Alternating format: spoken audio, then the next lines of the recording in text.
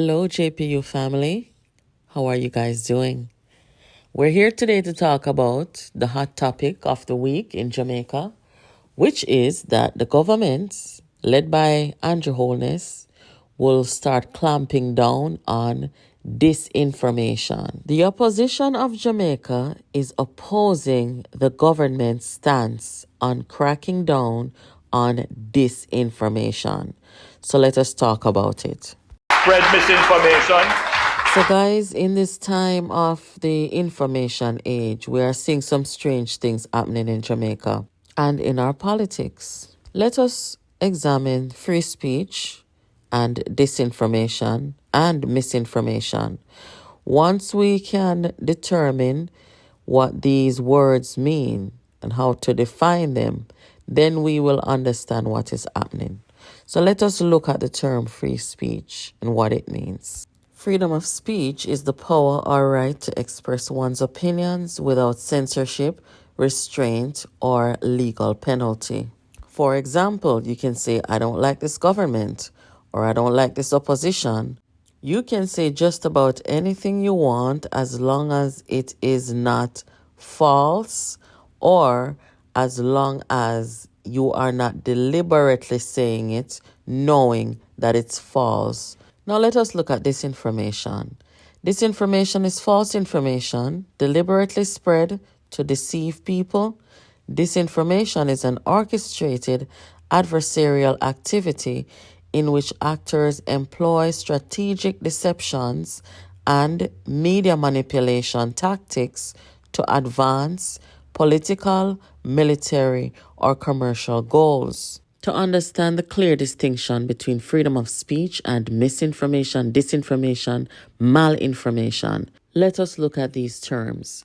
Misinformation, unintentional mistakes such as inaccurate photo caption, dates, statistics, translations, or when satire is taken seriously, spreading false information that you think is true.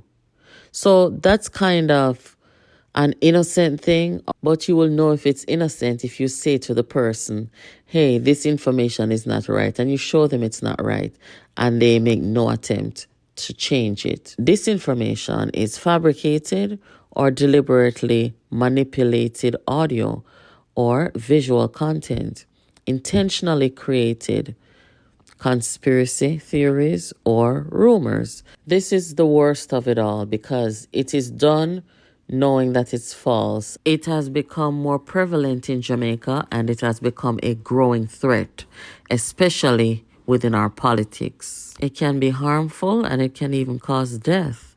There's an intent to harm. Malinformation is similar. It's a deliberate abuse of private information with the intent to harm or intimidate. For example, sharing someone's personal emails online. While this is not false information, it is distributed with malign intent. Here is an example of disinformation. Peter Bunting recently saying that the Spark program is a con, and Ian Hales saying that the government is building 3 prisons, or when he accused the member of parliament in Westmoreland of giving a couple some black drums as a favorable act and to disenfranchise other people. The member of parliament is now suing Ian Hales for defamation. I've been hearing all kinds of things being said, whether it is in the social media or on your traditional media, meaning your radio, your TV, your newspaper. Much of it is just pure lie. Lie. Now,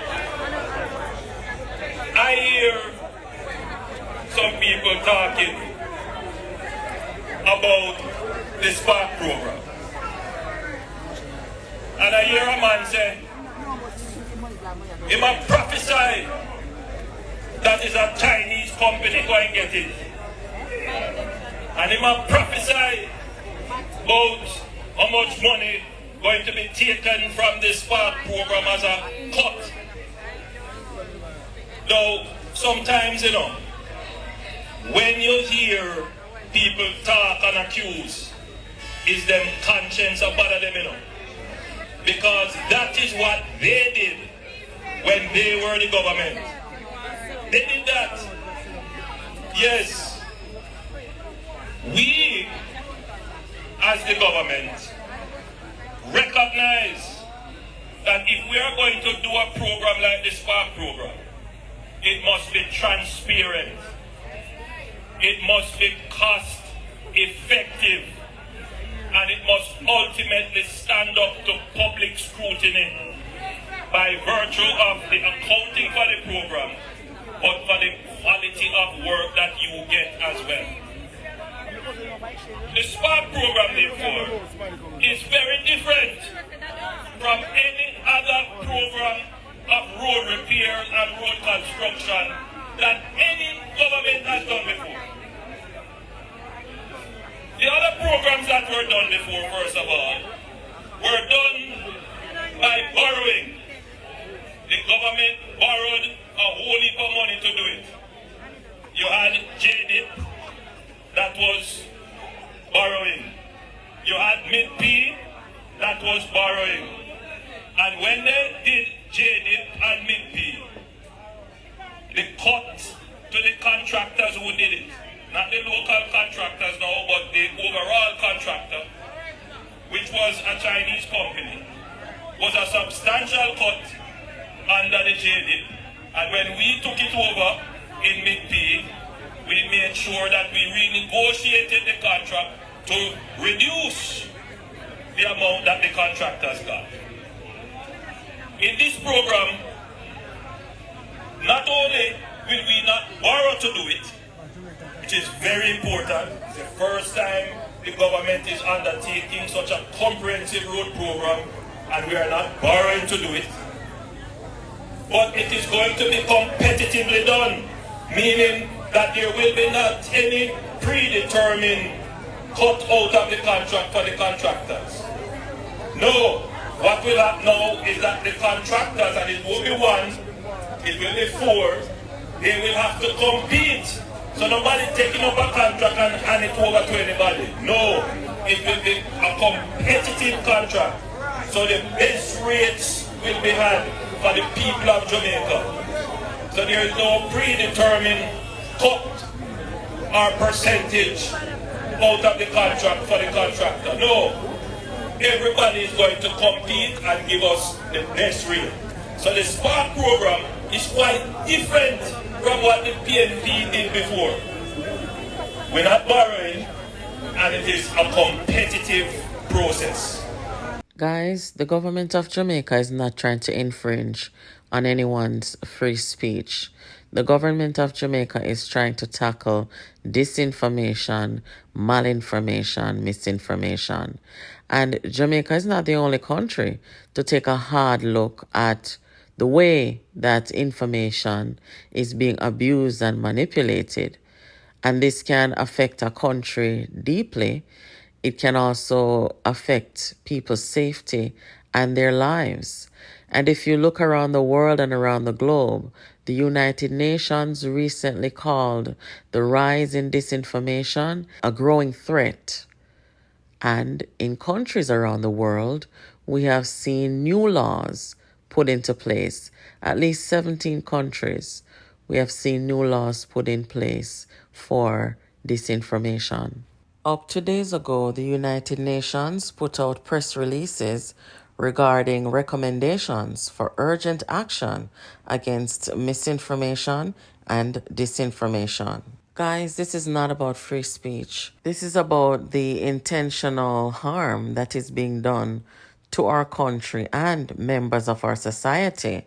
Guys, the government has to take a stance. I mean, things are pretty much out of hand at this time. And instead of the opposition party agreeing with the government and coming together on this very serious issue, they strongly condemns the Prime Minister's intent and stance. And this is not good. This direction where the opposition is basically condoning disinformation and malinformation, is absolutely worrying. And that's because they're a part of it. They have launched some of the most dangerous attacks recently on individuals, on ministries, on the country, especially recently on the health ministry. The health minister made a statement this morning and he addressed it. Have a listen. I have written personally, not with the aid of my technical team, because I feel so strongly about it. The other with the full mandate and support of the team based on cabinet's deliberations on Monday. So the past week, and I'm reading, we have seen a sustained and coordinated set of attacks on our civil servants and volunteers in the public health system by the opposition party. I have observed no less than 5 spokespersons and between 8 and 9 releases from that organization, among other things, calling on for the resignation of the Chief Medical Officer, the Permanent Secretary, the board chairs of Southern Regional Health Authority and Northeast Regional Health Authority, citing spurious reasons for those claims. I hold no brief for myself, as I understand it is the political season, which will give rise to political machinations. And so today I'm not expressing a view on my own behalf and in my own defense. I will take them as they come and I'll respond. But I would like to publicly express my deep disappointment and indeed condemnation of these unwarranted attacks on public servants, on their reputation, on their professionalism, and on the institution that they represent. The opposition has clearly decided that their best hope for political office is to pursue what I will classify as a carpet bombing strategy. In other words, throw as much mud as you can imagine, as you can conjure up in your imagination, and hope that something will stick. It is, in my view, a morally bankrupt strategy that should not be supported or encouraged. Let me say, as a public servant and one who aspires to higher office where we are now and want to continue so to do, but with a lot of experience, that burning down the house to improve your chances of controlling it is an indication of moral bankruptcy and does not serve the interests of the Jamaican people. I want to encourage the men and women of public health to continue to do their work and to ignore the noise. Jamaica appreciates their efforts. I certainly appreciate their efforts. I want to further say that I don't intend to fall into the trap of responding to every outlandish claim made by the opposition. The reality is they keep moving the goalposts. At first it was missing ventilators, then it became ventilators not working, then it became ICU and high dependency units. The goalpost keeps moving in order, frankly speaking, to continue their agenda of maligning and discrediting an entire system, including our civil servants. I understand from my sources that next week will come a new wave in that pictures are going to be circulated about the conditions in hospitals, some fabricated, others may be achieved in particular circumstances, to further give negative impression of hospital services. We will remain focused on the work we have to do and ignore the noise. And I call on all well-thinking Jamaican not to be gullible to these impressions and these purveyors of negativity and false narrative. Let me be clear. We do not operate in a perfect system, and we have never said that we do. It is always a work in progress. Where there is a need to reflect, to assess, and to adjust, we will. But we will not fall trap into responding to every spurious claim that surfaces based on this carpet bombing or what some may describe as burning down the house strategy. That does not serve anybody's interest. And I want to just identify with our public servants, both those who have volunteered to serve at the level of the boards and also with those who have given significant effort to the interests of the Jamaican people. Guys, if you want to hear more about what is current and what is happening in the health ministry or in the status of healthcare in Jamaica, go over on GIS on YouTube or on PBCJ and listen to what the health minister had to say this morning. The truth of the matter is disinformation, malinformation, and misinformation is what the opposition has relied on in recent times to make themselves look and appear present or to appear that they're an opposition. But this is not how an opposition operate and should operate. So for the government to take this stance against disinformation and all that other stuff that is related to disinformation, for the government to be saying, hey, we're going to take a stance and we're going to start prosecuting these people, this puts a major dent in how the opposition decides to move forward and their tactic in opposition. The disinformation, when people start getting prosecuted for it, not for free speech, but for disinformation and what I've explained, then, you can clearly see it even yesterday in the parliament, where Bobsy Grange and other members of parliament stood up and spoke out against it, against disinformation, and for civil discourse. And the opposition would not stand and publicly say the same because they're relying on disinformation to get ahead. But it's not working, and we ought to continue calling it out.